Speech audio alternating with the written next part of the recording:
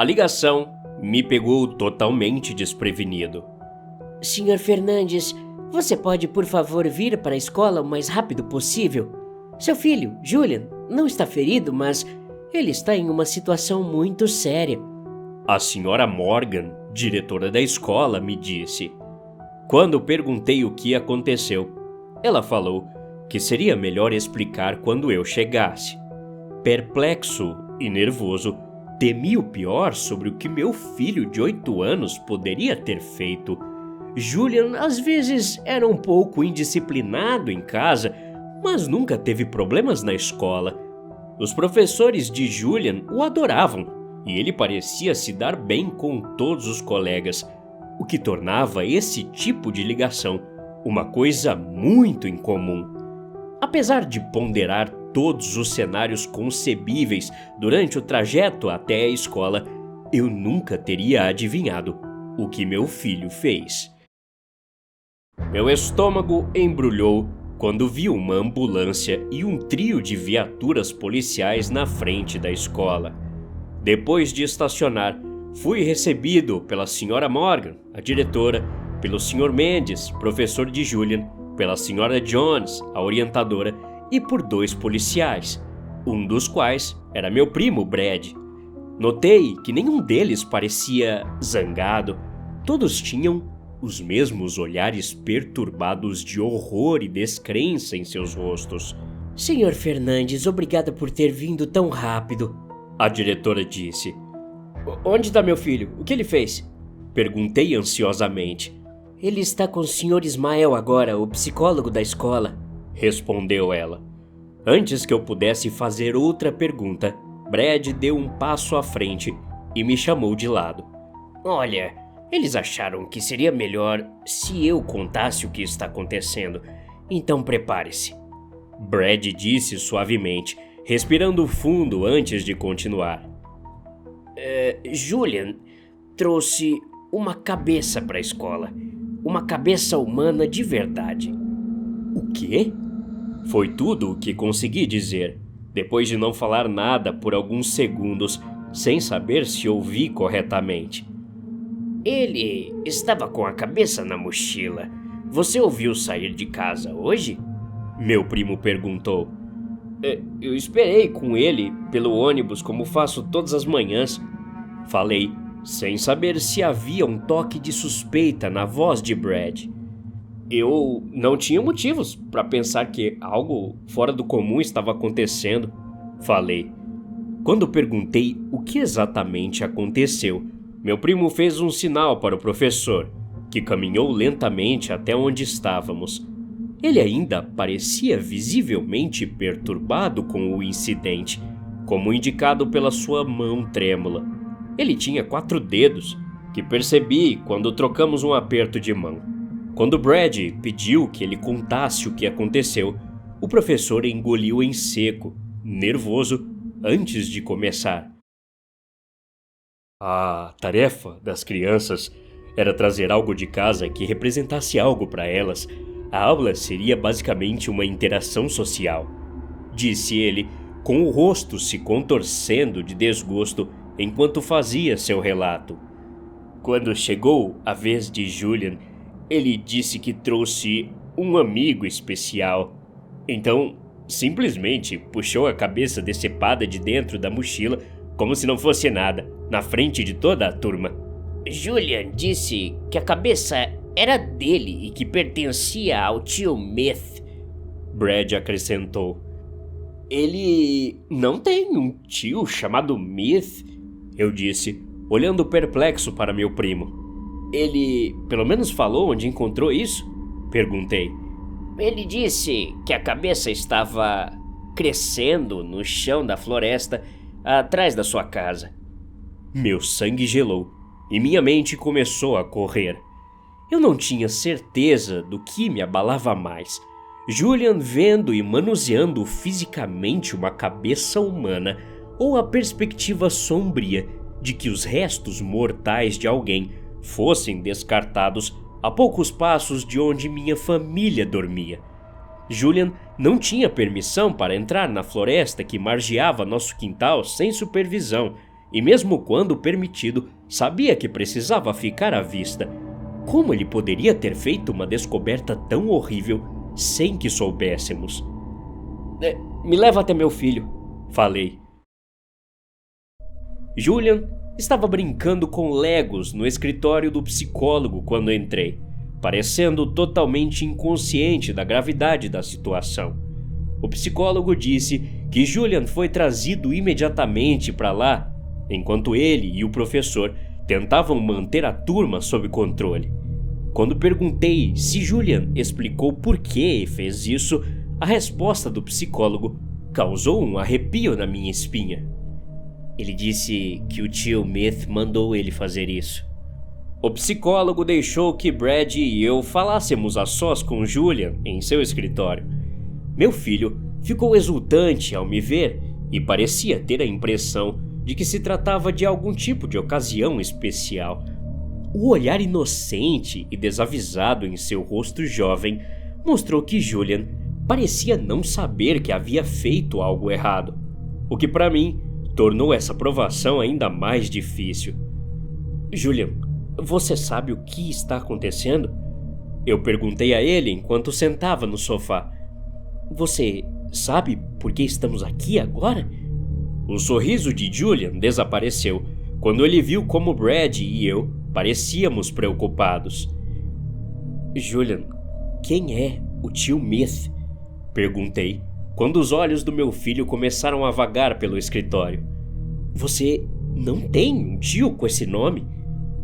Ele morava em um buraco atrás da nossa casa, disse Julian com indiferença, parecendo mais interessado em voltar a brincar com os Legos.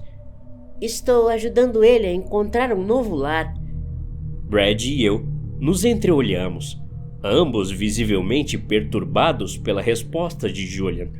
O que você quer dizer? Brad perguntou rapidamente, quando viu que eu estava sem palavras. Você pode dizer exatamente onde encontrou a cabeça? Quer dizer, o tio Myth? O sorriso de Julian voltou. Eu estava tentando encontrar uma bola que acertei bem longe na floresta e simplesmente o encontrei saindo do chão. Ele respondeu. Eu sabia o dia exato ao qual Julian estava se referindo. Na tarde do último sábado, Julian e minha esposa estavam brincando de beisebol quando ele acertou uma bola bem longe.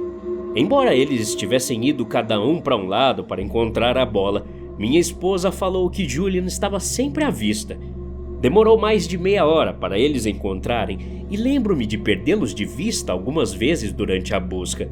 Foi nesse momento que talvez Julian deve ter descoberto a tal cabeça, pensei, ficando profundamente perturbado ao imaginar a expressão ingênua em seu rosto quando fez aquela terrível descoberta. Você poderia nos mostrar onde o encontrou? E você levou o tio Myth com você no dia em que o encontrou? Brad perguntou. Julian balançou a cabeça. Eu o visitei novamente antes que ele me dissesse para levá-lo. Ele morava onde ficava a pilha de lenha. Julian estava falando sobre um grande monte de lenha em nosso quintal. Demorou alguns dias, mas minha mulher e eu transferimos toda a madeira para outra parte do quintal. Sua localização original ficava a poucos metros da linha das árvores. Queríamos construir um galpão ali, mas acabamos encontrando um local melhor, apesar de limpar a área. Acenei com a cabeça para Brad, indicando que eu conhecia o lugar exato que Julian descreveu. Julian, o que você quis dizer quando falou que o tio Myth disse para você levá-lo? Com quem você estava falando? Brad perguntou. Julian olhou para Brad perplexo. O tio Myth, ué. Ele me disse que eu poderia levá-lo comigo.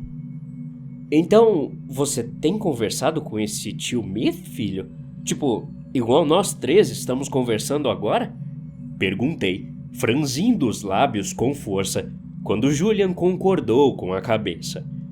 Não sei o que eu teria dito se alguém me dissesse hoje mais cedo que meu filho traria para a escola uma cabeça humana que também era sua amiga imaginária. O psicólogo disse que Julian pode ter ficado bastante traumatizado com o que descobriu e imaginou que tinha qualidades interativas como mecanismo de enfrentamento.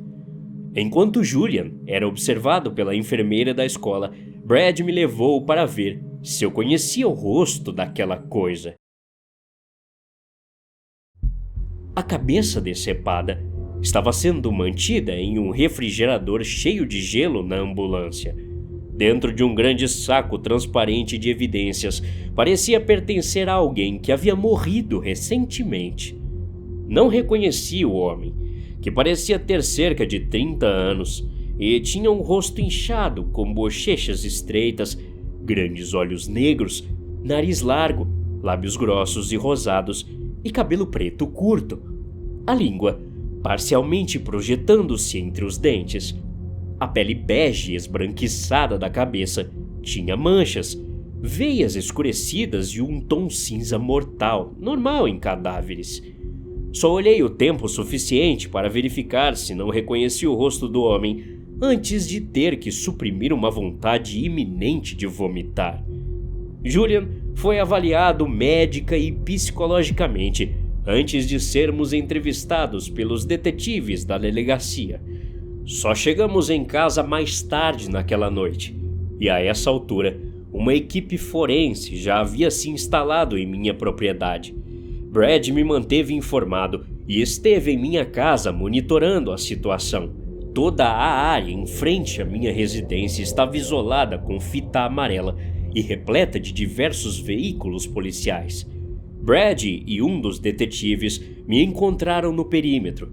Mantive Julian perto de mim, enquanto caminhava até Brad e o detetive, que me fez trazer meu filho para dentro antes de conversarmos.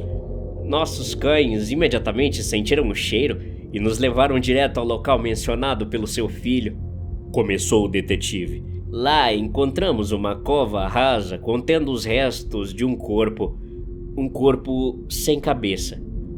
Apesar de esperar isso, ouvir alguém confirmar que era uma realidade não tornou mais fácil aceitar. Havia um cadáver enterrado em minha propriedade que provavelmente ninguém saberia se não tivéssemos movido aquela pilha de lenha.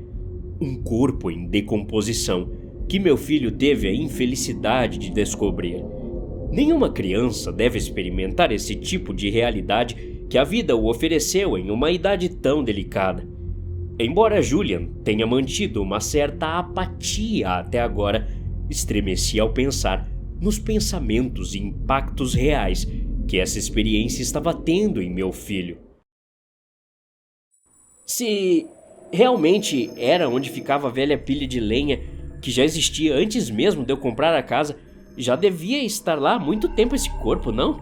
Eu perguntei, enfatizando que a pilha de lenha era anterior à época em que minha família morava na casa. Bem, é isso, respondeu Brad, recebendo um aceno de aprovação do detetive para continuar. Quem quer que seja a cabeça que Julian encontrou, provavelmente só está morto há 7 a 10 dias no máximo. Os outros restos mortais estão enterrados lá há algum tempo, provavelmente anos. Apertei os olhos confuso para Brad e o detetive. Então, eles estão procurando outro corpo agora? Tem 2? Perguntei. Talvez não aqui, disse o detetive. Ainda não encontramos mais restos mortais, mas acho que alguém pode ter desmembrado e dispersado outro corpo cuja cabeça seu filho encontrou. Não fazia sentido. Não há como a cabeça que Julian encontrou e os restos decapitados que eles descobriram serem da mesma pessoa. Mas eu não poderia considerar que a descoberta de Julian estava no mesmo lugar exato do outro cadáver que eles acabaram de encontrar como uma coincidência. Sem qualquer prova fundamentada, no entanto, só nos resta especular. Apesar de uma busca minuciosa na floresta atrás de casa e arredores, nenhum resto humano adicional foi encontrado. Como o corpo estava em nossa propriedade, tivemos que ser formalmente inocentados de qualquer irregularidade. Durante esse processo, ocorreram acontecimentos mais peculiares. 2 dias após o incidente, Brad me disse que a cabeça que Julian encontrou desapareceu na delegacia, aparentemente sumindo durante a noite, sem deixar vestígios. Uma semana depois, o professor de Julian foi morto. Apenas sua cabeça decepada foi descoberta. O corpo dele nunca foi encontrado. Minha esposa manteve Julian fora da escola desde aquele dia fatídico e estava pensando em transferi-lo para que ele pudesse começar de novo. Ouvir a notícia do falecimento de seu professor, que mantive longe de Julian, nos levou a prosseguir com a mudança. Mesmo antes de vendermos a casa, fizemos as malas e nos mudamos para uma nova cidade. Julian se adaptou bem, apesar de ainda receber terapia para ajudá-lo a entender o que aconteceu. Ele não parava de falar do tal tio Myth com muita consideração. Nossa casa ficava mais perto do meu trabalho e Julian rapidamente fez amigos em sua nova escola. Cerca de 3 meses se passaram desde o incidente. Era aniversário de Julian, que eu não tinha visto porque saí de manhã para trabalhar. Minha manhã e início de tarde eram repletos de reuniões, ligações e compromissos consecutivos. Eu já estava dando os retoques finais em um relatório atrasado quando ouvi a porta do meu escritório se abrir. Eu sabia que era meu último cliente antes do almoço. Mantendo os olhos grudados na tela do computador, falei ao meu cliente para esperar 5 minutos, determinado a terminar e enviar esse artigo antes de mudar de assunto. O ouvi murmurar baixinho em um tom descontente antes de caminhar até uma das cadeiras em frente à minha mesa. Ao terminar o relatório, abri minha agenda para ver os detalhes da reunião seguinte. Porém, assim que o agendamento abriu na minha tela, ouvi os passos abruptos do cliente caminhando em direção à porta. Sinto muito por isso, não tive a intenção de ser rude, falei para ele, preocupado que minha desatenção pudesse tê-lo incomodado.